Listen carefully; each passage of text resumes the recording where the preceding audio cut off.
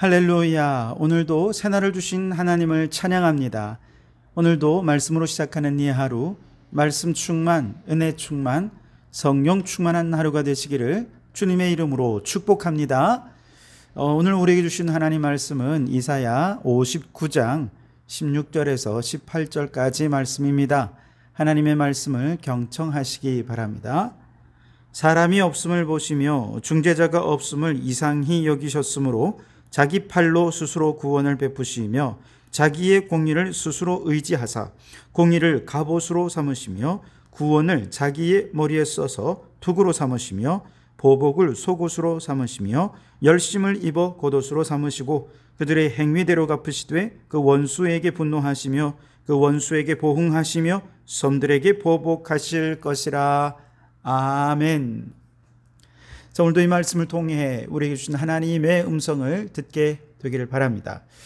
이사야 58장에서 이스라엘 백성들이 우상 숭배의 죄를 범하고 그들이 하나님께로부터 돌아서서 죄악으로 향하게 된 이유가 하나님이 침묵하셨기 때문이다 라고 하는 핑계를 대었었죠. 그런데 오늘 성경에 보면 하나님께서 이 백성들에게 침묵하지 않을 수밖에 없는 사정이 있었습니다. 그것은 하나님이 듣지 못했기 때문도 아니고 하나님의 능력이 없어서 손이 짧아 저들을 구원하거나 응답하지 못하신 것도 아니라는 거예요. 이 백성들의 죄가 하나님과 백성들 사이를 아주 높이 막는 담이 되어버렸기 때문이다 라고 주님 말씀하십니다. 1절과 2절을 보시면 여호와의 손이 짧아 구원하지 못하심도 아니요 귀가 둔하여 듣지 못하심도 아니라 오직 너희 죄악이 너희와 너희 하나님 사이를 갈라놓았고 너희 죄가 그의 얼굴을 가려서 너희에게서 듣지 않으시게 함이니라 그랬습니다. 여호와 하나님은 여전히 거기 계셨고 그 백성들과 관계를 맺기 원하셨지만 이 백성들이 계속해서 죄에서 떠나지 않았던 것이지요. 그러니 점점 하나님과의 거리는 멀어졌고 죄의 담은 높아질 수밖에 없었던 것입니다. 그들이 저지르는 죄의 형태는 다양한 모습이었는데요. 오늘 말씀에는 다양한 신체 행동으로 묘사를 합니다. 3절에 보시면 이는 너희의 손이 피해 너희의 손가락이 죄악에 더러워졌으며 너희의 입술은 거짓을 말하며 너희의 혀는 악독을 내밀어. 그의 손과 손가락과 입술과 혀에 이르기까지 그들은 온통 죄로 가득 채워졌던 것이죠. 이렇게 죄악으로 가득한 삶의 결과 그들은 결국 죄악의 독을 마시게 될 것을 비유로 말씀하셨는데 5절에 보시면 독사의 알을 품으며 거미줄을 짜나니 그 알을 먹는 자는 죽을 것이요 그 알이 밟힌 즉 터져서 독사가 나올 것이라 그랬습니다. 자, 그들이 죄를 범하는 것은 독사의 알을 품는 것과 같아서 그 알은 먹어도 죽고 만약 먹지 않는다면 그 알이 터져서 독사가 나오게 되면 결국 독사에 물려 죽는 것과 같다는 것이죠. 즉 죄악의 치명적인 저주와 심판을 피할 수 없게 될 것이라는 겁니다. 6절에 보시면 그 짠 것으로는 옷을 이룰 수 없을 것이요 그 행위로는 자기를 가릴 수 없을 것이며 그 행위는 죄악의 행위라 그 손에는 포악한 행동이 있으며 그랬습니다. 여러분, 거미줄로 옷을 만들지 못하지요?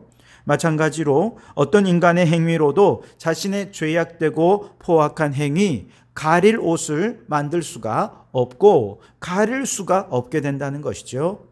이처럼 죄로 인해 하나님과 분리된 인간의 모습은 반드시 하나님 앞에 드러나게 되어 있는데 그 모습이 어떠냐? 9절에 그러므로 정의가 우리에게서 멀고 공의가 우리에게 미치지 못한즉 우리가 빛을 바라나 어둠뿐이요 밝은 것을 바라나 캄캄한 가운데 행함으로 그랬습니다.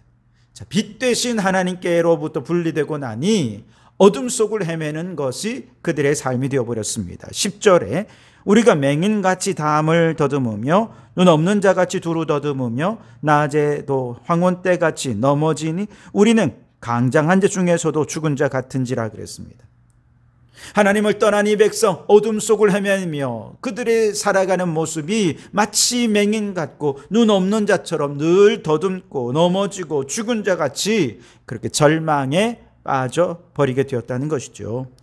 그리고 그 절망 속에서 늘 그들이 하는 일, 부르짖는 것, 슬피 우는 것밖에 없습니다. 11절에 우리가 곰같이 부르짖으며 비둘기같이 슬피 울며 정의를 바라나 없고 구원을 바라나 우리에게서 멀도다. 그렇습니다, 여러분. 우리 인생은 망망대해를 떠다니는 배와 같아서 하나님의 빛이 우리를 인도해 주시지 않으면 우리는 어디로 가야 할지 몰라 방황합니다. 더듬습니다. 절망 속에 부르짖는 존재가 되어버리고 마는 정말로 보잘것없는 연약한 존재가 바로 우리들인 것이죠. 그런데도 인간은요, 얼마나 교만한지 스스로 죄의 담을 높이 쌓아서 하나님과의 관계를 단절시켜 버렸습니다. 하나님의 도움이 닿을 수 없게 만들어버리고 만 것이죠.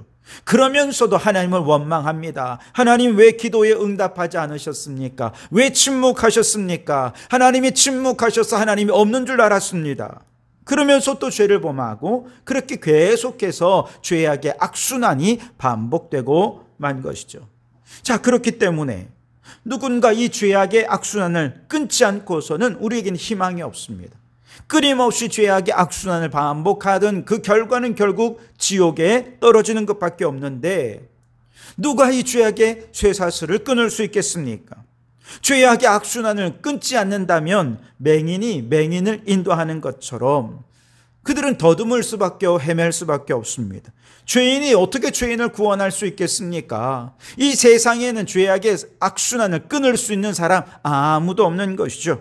그래서 어쩔 수 없이 하나님께서 이 죄악의 악순환을 끊기 위해 스스로 구원을 베푸셨습니다. 16절에 보시면 사람이 없음을 보시며 중재자가 없음을 이상히 여기셨으므로 자기 팔로 스스로 구원을 베푸시며 자기의 공의를 스스로 의지하사 그랬습니다. 여기서 사람이 없다, 중재자가 없다 하는 말은 죄인을 구원할 자, 또 그 죄인이 의롭게 될 자, 구원자가 없다는 얘기죠.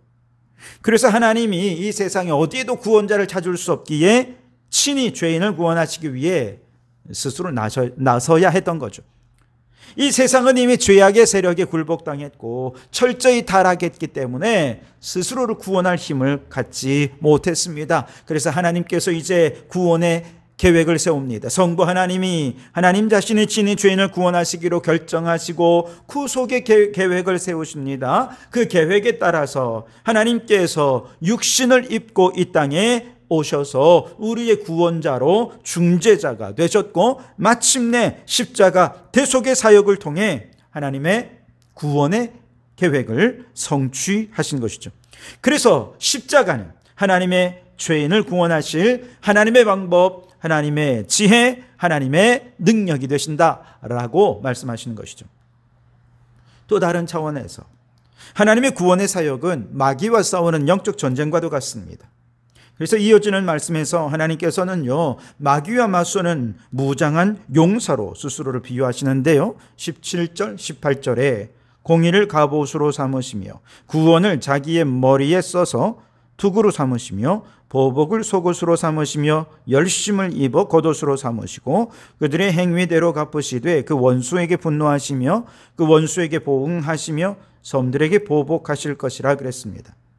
자, 불의한 마귀와 싸우시는 하나님은 공의를 갑옷으로 삼으셨습니다. 구원을 투구로 쓰셨습니다. 보복이라는 속옷을 입고 열심이라는 겉옷을 입고 마귀와 달려가 싸우는 거룩한 용사이시다라고 말씀하십니다.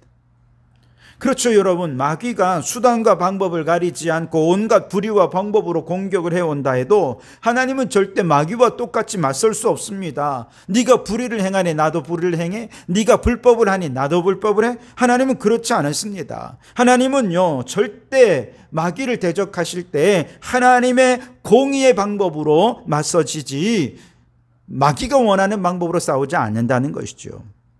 그러다 보면 사실 공의의 방법으로 싸우는 그곳에는 때로는 불의와 불법이 승리할 때가 많이 있습니다. 눈앞에 보이는 현실에는 불의가 승리하는 것 같아요. 불법이 이기는 것 같습니다. 그래서 예수님께서 죄가 없으셨지만 십자가에서 피 흘려 죽으셨죠. 사람들은 예수님이 패배한 것이라 생각했습니다. 하지만 결국 누가 이기셨습니까? 공의로운 하나님께서 부활하셔서 모든 죄의 담을 허물어 버리시고 공의로운 하나님의 나라를 이 땅에 세우시게 된 것이죠. 여러분, 우리는 지금까지 강하다라고 말하면 마치 로마 군사처럼 힘을 과시하고 무력으로 통제하고 두려움을 조장해서 무조건 따르게 만드는 것이라 생각했습니다. 강한 사람은 피도 눈물도 없어야 되고요. 승리를 위해서라면 타인을 짓밟고 불의와 불법을 행하는 거 어쩔 수 없고 또 당연한 것이라 생각했고, 그런 사람이 강인한 사람이라 생각했습니다. 그러나 우리 예수님은요, 공의의 흉배를 붙이고 구원의 투구를 쓰시고 보복의 속옷 열심히 겉옷을 입고 십자가 위에서 죽으셨어요. 누가 봐도 연약해 보이고 누가 봐도 무기력해 보이는 것들로 옷 입고 무장한 채 무기력하게 죽으셨지만 놀랍게도 그 연약함이 승리가 되었습니다. 예수님은 다시 살아나셨고 죄의 담은 허물어졌습니다. 누구든지 예수님을 구원자로 믿고 영접하는 자마다 예수님과 똑같이 이제 그 가슴에 의의 흉배를 붙이고 구원의 투구를 쓰고 진리의 허리띠와 복음에 예비한 신을 신은 그리스도의 군사가 되어 마귀와 맞서는 용사가 되게 해 주신 것이죠. 그래서 여러분, 누가 진짜 강한 자입니까? 십자가의 연약함을 의지하는 자가 진짜 강한 자입니다. 어떤 상황 속에서도 공의로움을 포기하지 않는 사람, 공의를 위해 온갖 핍박과 박해조차 두려워하지 않는 바로 그 사람이 진짜 강한 사람인 것이죠. 포로에서 귀환한 이스라엘 백성들은 나약했습니다. 힘이 없어서 나약한 것이 아니라 하나님의 침묵을 두려워했기에 나약했습니다. 믿음으로 그 침묵의 순간을 인내하지 못했기에 나약해져 버렸습니다. 끝까지 하나님의 공의의 갑옷을 입고 구원의 투구를 쓰고 정의롭게 마귀와 싸우지 못한 것이 그들이 나약한 이유였습니다. 그러나 여러분, 오늘 우리는 이제 진정으로 하나님처럼 강한 용사가 되어야 할 줄 믿습니다. 우리 하나님은 공의를 갑옷 삼으시고 구원을 투구로 삼아 저 십자가 위에서 마귀와 싸워 승리하셨습니다. 죄의 담을 허물어뜨리셨습니다. 진정한 승리자가 되신 것이죠. 여기에 진정한 강한 힘이 있는 것입니다. 그렇다면 구원받은 우리도 우리 예수님처럼 전신갑주로 잘 무장해서 십자가의 연약함으로, 세상 사람들은 그것이 연약하다 말하고 그것이 패배라고 말하지만 그러나 아닙니다. 십자가의 연약함은 반드시 하나님의 공의의 승리로 끝이 날 것입니다. 죄의 담이 무너지고 의의 승리로 끝이 날 것입니다. 그러니 그 십자가의 연약함으로 마귀와 맞서 승리하는 진정한 강인한 그리스도의 용사가 되시기를 주님의 이름으로 축원합니다. 기도하겠습니다. 하나님, 포로에서 귀환한 이스라엘 백성들은 하나님의 강인한 힘이 어디서 나오는지 몰랐습니다. 그래서 하나님의 침묵에 원망하며 죄악의 답을 높이 쌓아갔습니다. 하지만 하나님께서 친히 자신을 낮추어 인간의 몸을 입으시고 십자가의 고난의 길을 걸어 끝내 죄의 담을 허물고 우리에게 구원을 선물로 주셨음에 감사드립니다. 이제 구원받은 우리도 예수님처럼 진정 강인한 힘이 십자가의 연약함에 있음을 깨닫고 전신갑주로 무장하여 십자가의 길을 걸어가는 저희들이 되게 해 주시옵소서. 예수님 이름으로 기도하옵나이다. 아멘.